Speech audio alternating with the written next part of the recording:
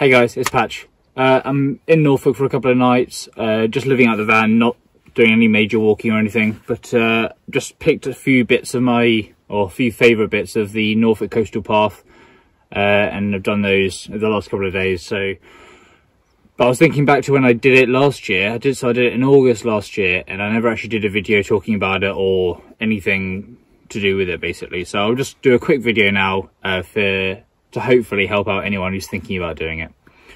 So the Norfolk Coastal Path is a national trail, runs for 84 miles, I believe, from home next to the sea, which is near Hunstanton, to Hopton on Sea, I think, which is near Great Yarmouth, so just around kind of Norfolk, along the coast, alarmingly enough. So yeah, did that in August last year. There are loads and loads and loads of different kind of sub 100-mile trails in the UK. I think I'm going to do the Yorkshire Wolds Way next. So if anyone's done it, please put a comment below, share any tips you've got, and yeah, I'll let you know how that goes when it comes about. Yeah. So the first thing you need to think about with the Norfolk Coastal Path is water. The key word is coastal, so it may not surprise you to know that most of, or if not all of, the natural water around there is salt water. Even the streams and everything nearby, they're all tainted by the seawater. So your soya filter or your cast iron B3, whatever, won't be much use. I took mine with me, never used it across the whole time. However, there are plenty of villages, pubs, shops, towns, etc. along route. It's not by any means remote, so there'll be plenty of opportunities to get free like tap water or whatever, bottles of water, etc, etc. The second thing you need to think about is where you want to stay. So I don't really like staying on campsites. I prefer just kind of wild camping where I can. I know you shouldn't really do that in the UK, or in England at least, but as long as you leave no trace and follow all those rules, then most people don't really see an issue with it. The issue is in Norfolk is that it's not as remote as like the Lake District or Scotland or something like that. So between towns there are stretches of kind of trail, but you're never really that far away from a village or a town or anything like that. So it's kind of difficult to pitch somewhere and kind of be stealthy, as people say. So if you're going to do it and you're going to try and wild camp, then just take it on the chin that people are going to be walking past, etc. People are going to see you.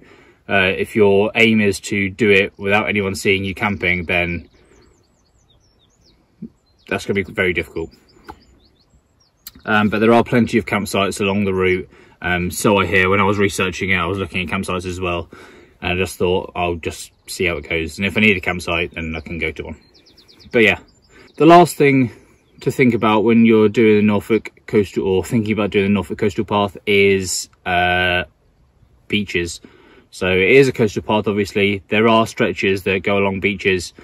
I don't know if this is me just not getting lost, but not actually sticking to the trail, but there was about a 10-12 mile stretch where it was just like beach, and just beach walking all the way along, which is pretty rats, to be fair. It's pretty difficult walking on sand when it's not like hard. So if you really don't like being around sand, then maybe pick a different trail. It does get everywhere. It gets in your socks and your shoes and all your kit and your tent and everything. So yeah, that's something to think about. You will be spending quite a lot of intimate time in and around sand, and as Anakin Skywalker says, it does get everywhere.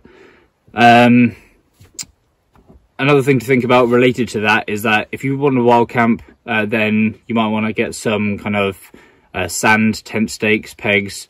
I did try once when I was kind of looking for somewhere to camp, just try using normal pegs on some kind of hard packed sand.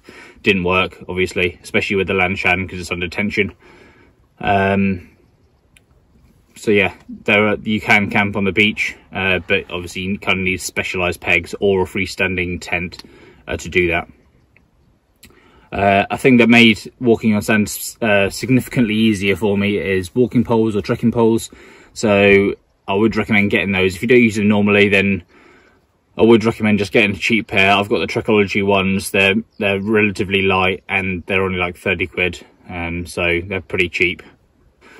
So yeah, if you're doing the Norfolk Coastal Path, I would recommend trekking poles. And most people recommend trekking poles for any long distance trail to take the weight off your knees.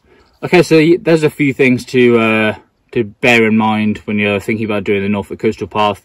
People who have done it before, put in the comments anything that you would like to add. If you've got any questions about doing the Coastal Path, please let me know. Time it took, that's quite a common one. Most people say kind of like 5 to 6 days. I kind of just tried to absolutely smash it, and my girlfriend will tell you that I nearly broke myself. So I think I did 30 miles on the first day, 24 miles on the second day, and 20 miles on the third day. And yeah, that mileage decreased for a reason, because I was definitely hobbling by the end of it. So yeah, if you want to do it properly and kind of take your time and enjoy it a bit more, then maybe up to a week, kind of 5-6 days would be the sweet spot, I would recommend. But yeah, any questions, put them down below. Anything you'd like to add, if you've done it before, put them down below, and I'll try and answer as best I can. So thanks for listening, and way out for the next video.